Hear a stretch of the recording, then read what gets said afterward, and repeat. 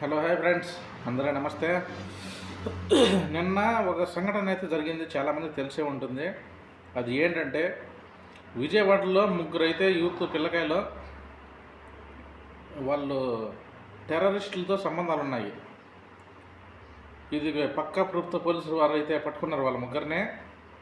వాళ్ళ ఫోన్లు కానీ వాళ్ళ దగ్గర ఉన్న ఆయుధాలు కానీ మొత్తం అంతా టెస్ట్ చేస్తే వాళ్ళల్లో వచ్చేసి వీళ్ళకి లింక్ ఉన్న వారైతే లేడీ, ఈమె హైదరాబాద్కి చెందిన ఆమె సయ్యద్ బేగం.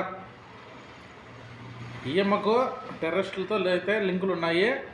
ఈమె వచ్చేసి ప్రతి ఒక్క అమాయకులు ఉంటారు కదా, ఇండియాలో అమాయకులు, వీళ్ళకి వల వేయడము, వాళ్ళందరికీ టెర్రరిస్టులతో లింకులు కలపడము, అంతే ఎంతో డబ్బు ఆశ చూపించడము, ఇలా చేస్తున్నారు. ఈమెకి ఇక్కడే కాదు, రాజస్థాను, ఢిల్లీ, పంజాబు, ఇలా ప్రతి ఒక్క చోట అయితే ఈమెకైతే లింకులు ఉన్నాయి. దగ్గరతో దాదాపు వాట్సాప్ గ్రూప్లోనే దాదాపు 42 మంది ఆమెతో లింకులో ఉన్నారు. 42 మంది ఈ దేశంలో పుట్టి, ఈ దేశ గాలి పీల్చి, ఈ దేశ అన్నం తిని, ఈ దేశం మీద పడుకొని లేచి, ఇలా అంటే చాలామంది తల్లి పాలు తాగి రొమ్మును గుద్దే అంటే ఇలాంటి నా కొడుకులే. మన దేశ రహస్యమంతా బయట దేశాలకైతే చేరుస్తున్నారు.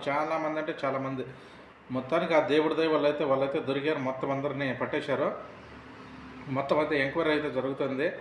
ఎవరెవరితో లింకులు ఉన్నాయి ఏం కదా అనేసి మొత్తం అంతా బయటకైతే జరుపుతున్నారు.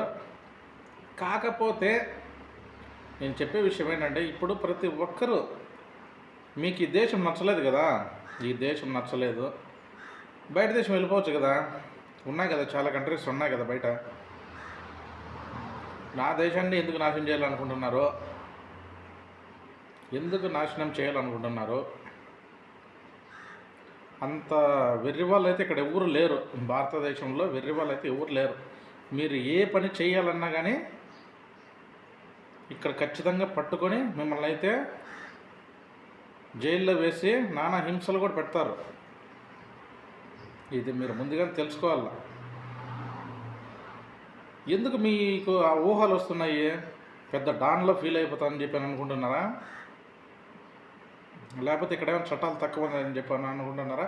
లేకపోతే భారతదేశంలో ఫ్రీడమ్ ఉంది, మనం ఎక్కడ తిరిగినా కానీ ఏమైనా ఏ ఊరు ఏం పట్టించుకోరు, మన ఆపరేషన్ మనం బాగా చేసుకోవచ్చు అని చెప్పి మీరు అనుకుంటున్నారా? అలా ఏం కుదరదు. భారతదేశం మీద చాలామంది పోరాటం చేశారు. భారతదేశం మీద ఎంతమంది పోరాటాలు చేసినా కానీ మట్టి కూడా తీసుకోవాల. భారతదేశం మీద ఉన్న భూమి మీద ఉన్నటువంటి అంత మట్టి కూడా తీసుకోలేకపోయినాడు ఎవడే కానీ. బ్రిటిష్ వాళ్ళు కావచ్చు, మొఘలు కావచ్చు, ఔరంగజేబు కానీ, ఇలాంటి వాళ్ళు చాలామంది కనీసం అంత మట్టి కూడా తీసుకోలేకపోయినారు. చాలా సంవత్సరాలు పరిపాలించారు మన ఇండియాని. వాళ్ళు అంత మన దేశం గురించి పోరాడినారు. ఆ తర్వాత ఆర్మీ వాళ్ళు, సోల్జర్స్ ఎంతోమంది, పెహల్గామ్ అటాక్ కావచ్చు, పార్లమెంట్లో కావచ్చు, బొంబాయి బ్లాస్ట్ కావచ్చు, ఇలాంటి చాలా జరుగుతానే కానీ మీకు ఎందుకు పాకిస్తాను, ఈ బంగ్లాదేశ్ వాటి గురించి ఎందుకు ఆలోచన వస్తుంది? వాటి గురించి మీకు ఎందుకు ఆలోచన వస్తుంది? మన ఇండియాలో పుట్టి కూడా మీకు స్వేచ్ఛ లేకుండా బయట మీరు బతకండి, అంతేగాని ఈ దేశాన్ని నాశనం చేయాలని చెప్పి మీరు అనుకున్నా కానీ మీరు నాశనం చేయలేరు. అది మీ వల్ల కాదు. ఇది మాత్రం తెలుసుకోవాలి. చాలామంది చాలా ఏళ్ళు యుద్ధాలు అవి చేసినారు కానీ అంత మట్టి కూడా తీసుకుపోలేకపోయినారు ఈ భారతదేశం నుంచి, నా దేశం నుంచి. మీరు ఎంతమంది కుట్రలు చేసినా, ఎంతమంది ఉగ్రవాదులు వచ్చినా కానీ భారతదేశము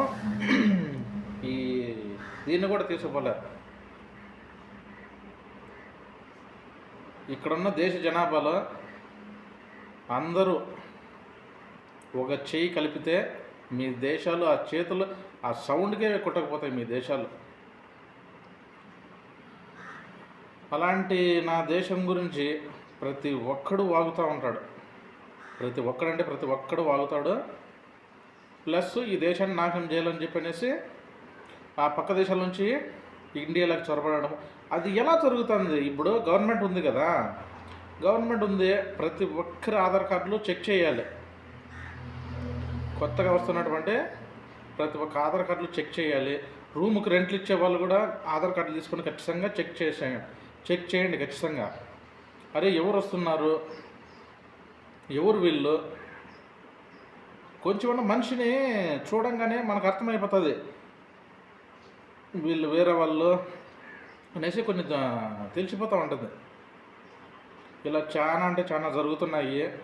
ప్రతి ఒక్కరు ఎవరైనా కానీ రూమ్ రెంట్లకు ఇచ్చినా కానీ ప్రతి ఒక్క ఆధార్ కార్డులో మొత్తం అంతా చెక్ చేయండి.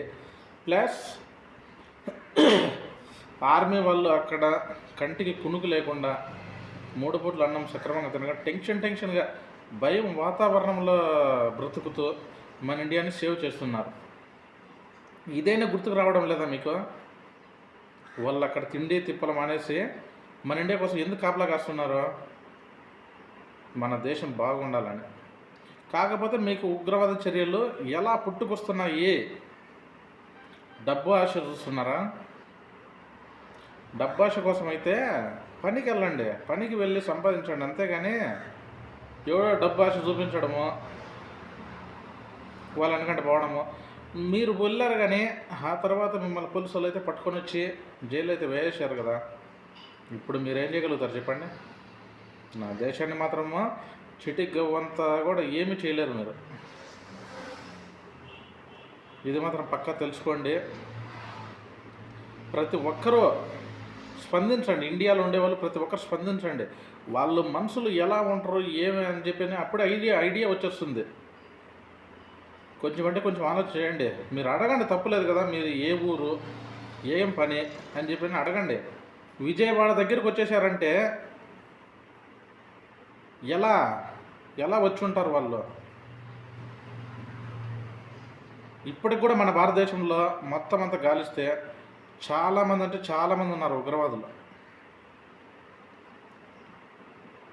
మొత్తం అంతా గవర్నమెంట్ పట్టించుకొని, బీజేపీ గవర్నమెంట్ పట్టించుకొని మొత్తం అంతా ఏరువైతే వేస్తే కన్నా మొత్తం అంతా వాళ్ళ దేశాలకు అందరినీ తోలేయచ్చు. ఈ ఉగ్రవాద చర్యలు లేకుండానే చేయొచ్చు. పెహల్గాం అటాక్లో జరిగినటువంటి విషయం అందరికీ తెలిసే ఉంటుంది. ఎంత దారుణంగా మనుషులను అయితే చంపారు అందరికీ తెలిసే ఉంటుంది. మళ్ళీ ఇంకొక ప్రాణం పోకుండా ప్రతి ఒక్క భారతీయుడు జాగ్రత్త పడాలి.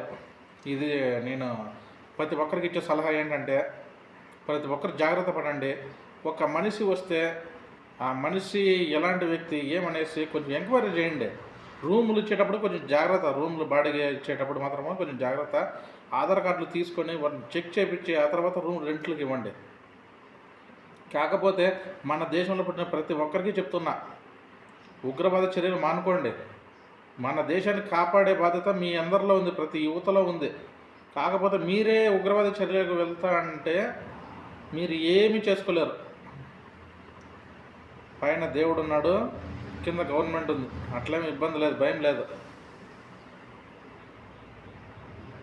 ఓకే, ఉంటాను మరి. జై హింద్, జై భారత్, భారత్ మాతాకి జై.